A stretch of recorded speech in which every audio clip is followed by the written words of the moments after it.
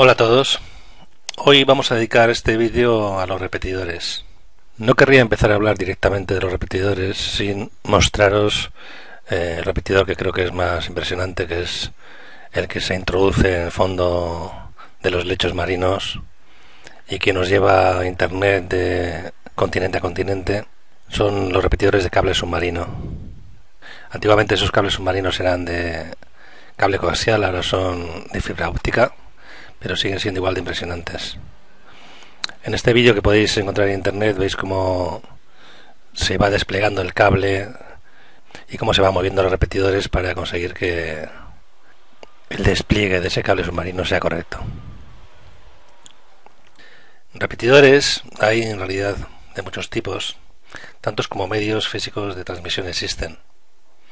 Hay repetidores para cable submarino, que puede ser coaxial en los más antiguos y de fibra óptica en los más modernos. También hay repetidores inalámbricos, repetidores de red coaxial, de par trenzado, etc.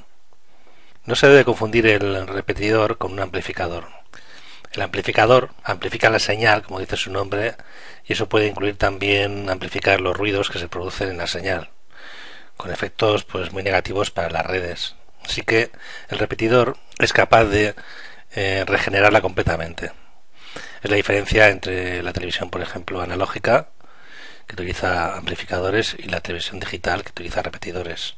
Los repetidores se usan porque la señal se degenera, se amortigua a lo largo de la distancia. Esa distancia, digamos, depende también del medio. La fibra óptica requiere repetidores a muchos kilómetros, mientras que, como sabéis, los medios inalámbricos requieren repetidores a pocos metros, con muchos cientos. Los repetidores en realidad solo están interesados por los bits. No le interesan los paquetes, ni las IPs, ni las puertas de enlace, ni nada así sofisticado.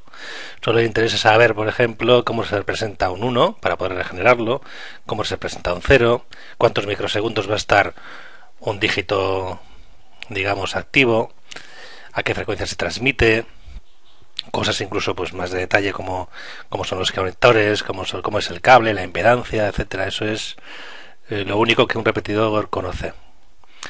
Por eso se suele decir que un repetidor funciona a nivel físico. ¿Qué quiere decir eso? Bueno, tiene que ver con lo que se conoce como arquitectura OSI.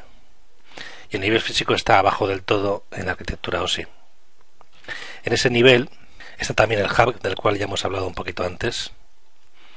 Y un poquito por encima, en nivel de enlace, se encuentran el puente o bridge y el computador o switch. Para los que el bit quizás no es lo más importante, ellos piensan más en cosas como tramas, es decir, conjuntos de bits. Son como los hermanos listos del repetidor y concentrador, pero que hacen en realidad lo mismo, pero con más eficiencia. Podéis considerar la arquitectura OSI algo así como la escala de rangos del ejército. Abajo estarían los soldados rasos, arriba el capitán general, y en medio otro tipo de cargos como el capitán o el sargento o el comandante. Mientras más arriba estás, se supone que tienes más inteligencia y que es capaz de hacer más cosas. Y abajo del todo estaría el soldado raso. En este caso el soldado raso es el repetidor y también el hub. Para comprobar el funcionamiento de un repetidor vamos a utilizar el programa Packet Tracer de Cisco. En este ejemplo ya he puesto un par de hubs con sus ordenadores y queremos unir estos dos hubs mediante un cable. Si la distancia fuera pequeña, inferior a 100 metros, podríamos hacerlo, pero en el caso contrario debemos utilizar un repetidor. Entonces aquí, junto a los hubs, porque pertenecen al mismo nivel, están los repetidores. Colocamos uno y utilizamos las herramientas de cableado. Hace falta un cable cruzado para unir un repetidor con un hub, así que lo elegimos. También podríamos haber elegido la selección automática. De cualquier manera aparecerá un cable de tipo cruzado. Una vez hecho esto, debemos poner las direcciones IP a los ordenadores, aunque todavía el tema de IPs no lo hemos explicado, pero es una especie de identificador de red de cada ordenador. Vamos a ponerle al primer ordenador 192.168.0.1 y al resto 0.2, 0.3, etcétera. Ya he puesto esas IPs a los ordenadores, así que por ejemplo aquí ya tiene 0.4. Lo que nos queda por hacer es comprobar qué ocurre cuando se manda, por ejemplo, un paquete de este ordenador a este, para que veáis. Vamos a pasar a la simulación y cogemos un paquete que vamos a lanzar desde este ordenador a este. Le damos al play y vemos qué es lo que pasa. Fijaros que el paquete viaja al PC1, que es al cual le hemos mandado, pero el hub lo envía también al repetidor. El repetidor lo vuelve a enviar al siguiente hub y el siguiente hub, etcétera. Es decir, los hubs y repetidores que funcionan a nivel físico son incapaces de saber que realmente el paquete tiene que haberse mandado solamente a este ordenador, y lo hacen mandándolo a todos. Si hemos colocado en vez de un hub y un repetidor un switch y un bridge, veríamos que son más inteligentes y que los paquetes no viajan hacia todas partes, solamente a sus destinos reales.